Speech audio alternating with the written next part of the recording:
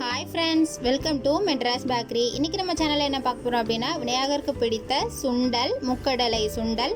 அடுத்ததாக கொழுக்கட்டை எப்படி பண்ணலான்னு பார்க்கலாம். அச்சு இல்லாமல் தான் நான் இந்த கொழுக்கட்டையெல்லாம் செஞ்சுருக்கேன். ஸோ வாங்க வீடியோக்குள்ள போகலாம். மறக்காமல் ஃபஸ்ட் டைம் பார்க்குற நண்பர்களாக இருந்தால் நம்மளுடைய சேனல் மறக்காமல் சப்ஸ்கிரைப் பண்ணிவிடுங்க.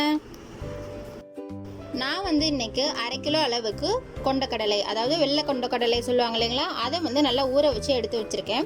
ஊற வச்சுட்டு நல்லா ஒரு தடவை வாஷ் பண்ணிவிட்டு அதில் தேவையான அளவு சால்ட்டு நான் ஆட் பண்ணிக்க போகிறேன். ஆட் பண்ணிவிட்டு நல்லா கலந்து விட்டுடலாம். கலந்து விட்டோம் அப்படின்னா தான் எல்லாம் உப்பு ஒன்றோட ஒன்றா சேரும். ஸோ தண்ணியில் எல்லாமே ஸ்ப்ரெட் ஆகுற மாதிரி கலந்து விட்டுருங்க.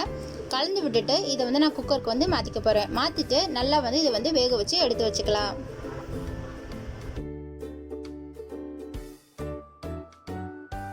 வேக வச்சுட்டு பார்த்தீங்கன்னா நம்மளுடைய சுண்டல் பதம் எப்படி இருக்கணும் அப்படின்னு பார்த்தீங்கன்னா இந்த மாதிரி இருக்கணும். அப்படி பார்த்தோன்னா தான் நம்மளுக்கு சுண்டல் ரொம்பவே சாப்பிடும்போது டேஸ்ட்டாக இருக்கும்.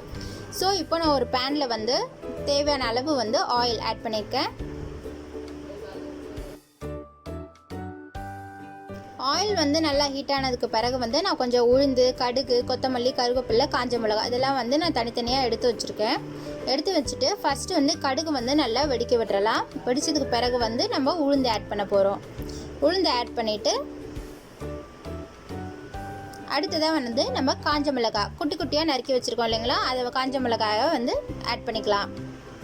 அப்படியே போட்டோன்னா அதோட காரம் நம்மளுக்கு ஆயிலில் இறங்காது. ஸோ அதனால தான் நான் இந்த மாதிரி சின்ன சின்னதாக குட்டி குட்டியாக நறுக்கி வச்சு ஆட் பண்ணியிருக்கேன்.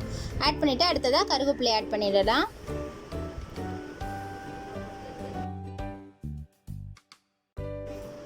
அப்புறமா நான் என்ன ஆட் பண்ண போகிறேன்னா, வேக வச்சிருக்கிற கொண்டக்கடலை ஆட் பண்ணிவிட்டு நல்லா கலந்து விட்டுறலாம். கலந்து விட்ட பிறகு லாஸ்ட்டாக கொத்தமல்லி கிளைகளை நம்ம ஆட் பண்ணிக்க போகிறோம். ஆட் பண்ணிவிட்டு இப்போ நம்ம நல்லா கலந்து விட்டுறலாம். கலந்து விட்டுட்டு ஒரு நிமிஷம் நீங்கள் கலந்து விட்ட பிறகு நான் தேங்காய் துருவல் ஒரு அரை மூடி தேங்காய் நான் துருகி வச்சுருக்கேன். அதை இது கூட நான் ஆட் பண்ணிக்க போகிறேன்.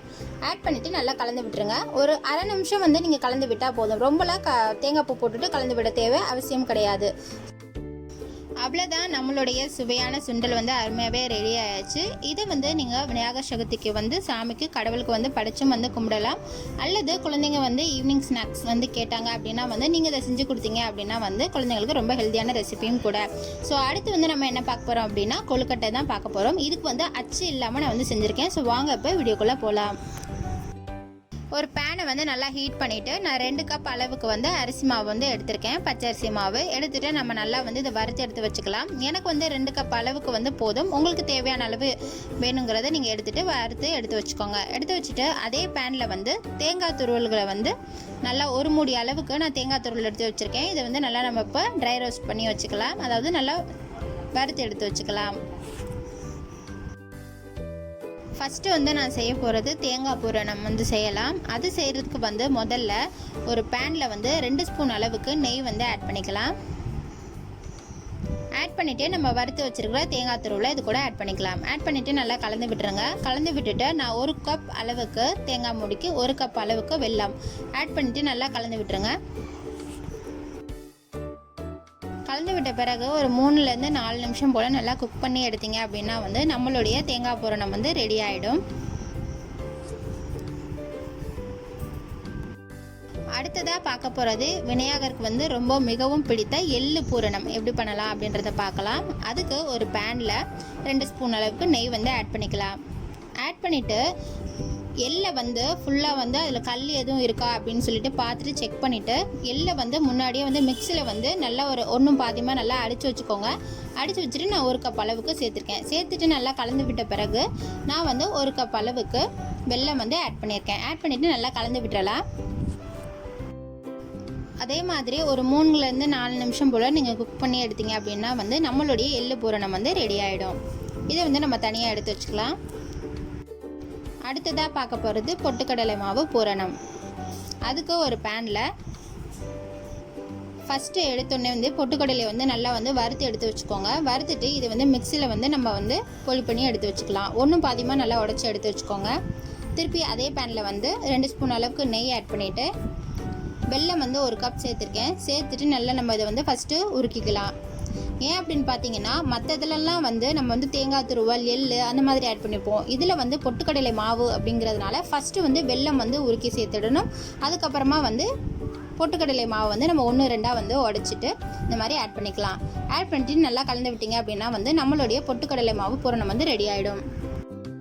இப்போ கொழுக்கட்டைக்கு தேவையான பச்சரிசி மாவு வறுத்து எடுத்தது வந்து நம்ம எடுத்து வச்சுக்கலாம். தேவையான அளவு எடுத்துகிட்டு அதுக்கு தேவையான அளவு சால்ட் ஆட் பண்ணிவிட்டு நல்லா மாவோட கலந்து விட்டுருங்க.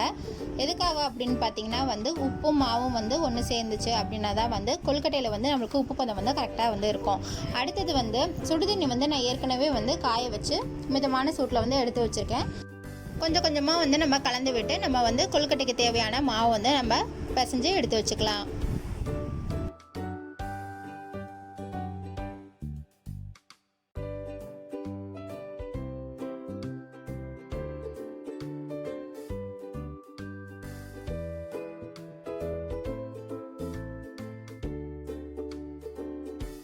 இப்போ வந்து கொழுக்கட்டை மாவு வந்து ரெடி ஆயிடுச்சு. இதை வந்து உருண்டைகளாக பிடிச்சு நம்ம வந்து கொழுக்கட்டை வந்து நம்ம ரெடி பண்ணிடலாம். ஃபர்ஸ்ட் டிசைன் வந்து பண்ணுறதுக்கு வந்து நான் ஒரு அலுமினியம் ஃபாயில் பேப்பர் எடுத்திருக்கேன். உங்ககிட்ட அலுமினியம் ஃபாயில் பேப்பர் இல்லை அப்படின்னா வந்து நீங்கள் பால் கவர் இல்லாட்டி வந்து இந்த ஆயில் கவர் இருக்கும் இல்லைங்களா, அதை வந்து எடுத்துக்கிட்டு இந்த மாதிரி வந்து நீங்கள் தட்டி எடுத்து வச்சுக்கோங்க. எதுக்காக அலுமினியம் ஃபாயில் பேப்பரை வந்து நம்ம கீழே யூஸ் பண்ணுறோம் அப்படின்னா வந்து நம்மளுக்கு வந்து கரெக்டாக வந்து அந்த ஷேப் வந்து கரெக்டாக வரும். நம்ம கையில் பண்ணோம் அப்படின்னா வந்து கையில் வந்து ஒட்டிட்டு வரும். ஸோ அதனால தான் வந்து நான் இந்த மாதிரி யூஸ் பண்ணியிருக்கேன். இந்த மாதிரி நல்லா நம்ம வந்து தேவையான அளவுக்கு வந்து தட்டி எடுத்து வச்சுட்டு நம்மளுக்கு வந்து ஒரு ரவுண்ட் ஷேப் வரணும் அப்படிங்கிறதுக்காக ஒரு கப்பை வந்து மேலே வந்து லைட்டாக ஒரு ப்ரெஸ் பண்ணிவிட்டு அந்த ஓரங்கள்லாம் வந்து நம்ம வந்து நல்லா எடுத்து விட்டுறலாம். எடுத்து விட்டிங்க அப்படின்னா வந்து நம்மளுக்கு ரவுண்ட் ஷேப் வந்து அழகாகவே கிடச்சிடும்.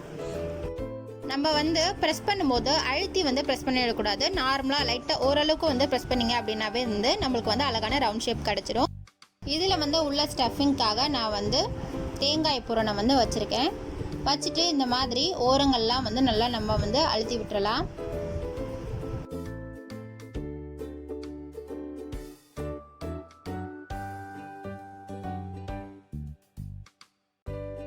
நல்லா இந்த மாதிரி லைட்டாக வந்து ஓரங்கள்லாம் வந்து லைட்டாக நம்ம ப்ரெஸ் பண்ணி எடுத்த பிறகு வந்து நான் வந்து இன்றைக்கி ஒரு டிசைன்ஸ் கொடுக்கணும் அப்படின்றதுக்காக வந்து ஃபோக் ஸ்பூன் இருக்குது இல்லைங்களா, அதை வந்து லைட்டாக இந்த மாதிரி வந்து நான் பண்ணி எடுத்துக்க போகிறேன். சும்மா அந்த மாதிரி லைட்டாக வந்து நீங்கள் இப்படி லைட்டாக ப்ரெஸ் பண்ணி எடுத்தீங்க அப்படின்னா வந்து அந்த அச்சு வந்து அந்த மாவில் வந்து நல்லா போய் படியும். பார்க்கவே உங்களுக்கு ரொம்ப அழகாகவே இருக்கும். அச்சு வந்து இதுக்கு வந்து நம்ம கடையில் போய் வாங்கணும்னு அவசியமே கிடையாது. இந்த மாதிரி செஞ்சிங்கனாவே வந்து ரொம்பவே அழகாகவே இருக்கும்.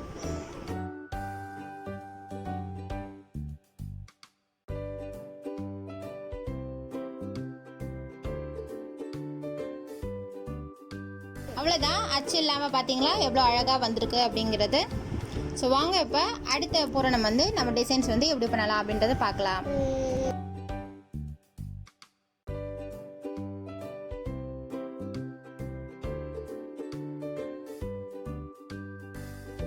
ரவுண்ட் ஷேப்பில் நல்லா கொழுக்கட்டை மாவு வந்து நல்லா உருட்டி எடுத்துட்டு இந்த மாதிரி ஓரங்களில் வந்து இந்த மாதிரி அழுத்தி விட்டுட்டே வந்தீங்க அப்படின்னா வந்து ரவுண்ட் ஷேப்பில் வந்து உங்களுக்கு வந்து பூரணம் வந்து நடுவில் வைக்கணும். அப்படிங்கிறதுனால இந்த மாதிரி ஓரங்களை லைட்டாக ப்ரெஸ் பண்ணிக்கிட்டே வந்தீங்க அப்படின்னா, நான் செய்கிற மாதிரி பண்ணிக்கிட்டு வந்தீங்க அப்படின்னா வந்து உங்களுக்கு ஒரு கப் சைஸ் மாதிரி நடுவில் வந்து பூரணம் வைக்கிற மாதிரி அந்த மாதிரி வந்துடும். வந்ததுக்கு பிறகு வந்து உள்ளே வந்து நான் இன்றைக்கி எள்ளு பூரணம் வைக்கிறேன். வச்சுட்டு நல்லா இந்த மாதிரி ஓரங்களை வந்து இந்த மாதிரி மடித்து விட்டீங்க அப்படின்னா வந்து நமக்கு பூரணம் வந்து ரெடி ஆகிடும். விநாயகர் சதுர்த்தி சாமி கும்பிடும்பொழுது நம்ம எப்போவுமே வந்து வீட்டில் வந்து இந்த மாதிரி டிசைன்ஸ் தான் நம்ம பண்ணுவோம். இதில் வந்து அந்த டிசைன்ஸ் வந்து இல்லாமல் நம்ம கையில் செய்கிறோம் அப்படிங்கிறதுனால நான் வந்து இன்றைக்கி புதுவிதமாக ஒன்று உங்களுக்கு சொல்கிறேன். என்ன அப்படின்னு பார்த்தீங்கன்னா, ஒரு டூத் பிக் வந்து எடுத்துக்கோங்க.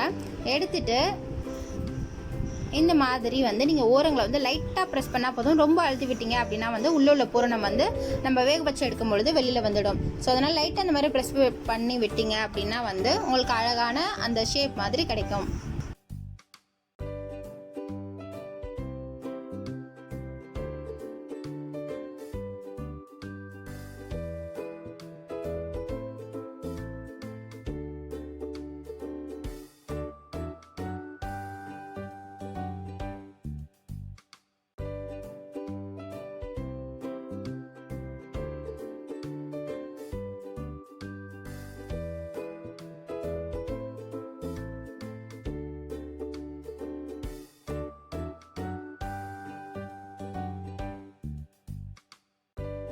அவ்வளோதான், நம்மளுடைய செகண்ட் ஷேப் கொழுக்கட்டையும் வந்து நம்ம ரெடி ஆயிடுச்சு. அடுத்ததாக வந்து நம்ம பால் தான் பண்ண போகிறோம். ஸோ அதுக்கு வந்து எந்த விதமான டிசைன்ஸும் கிடையாது.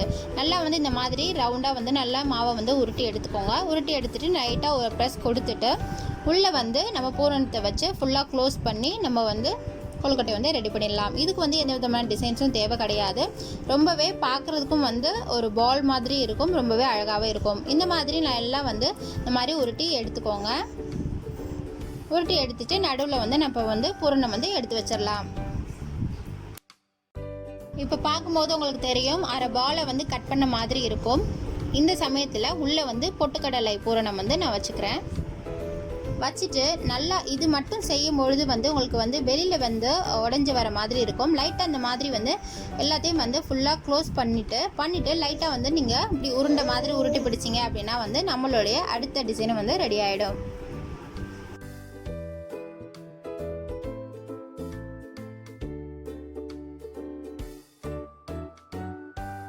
பால்ஸையும் வந்து நம்ம நல்லா வந்து உருட்டி எடுத்து வச்சுக்கலாம்.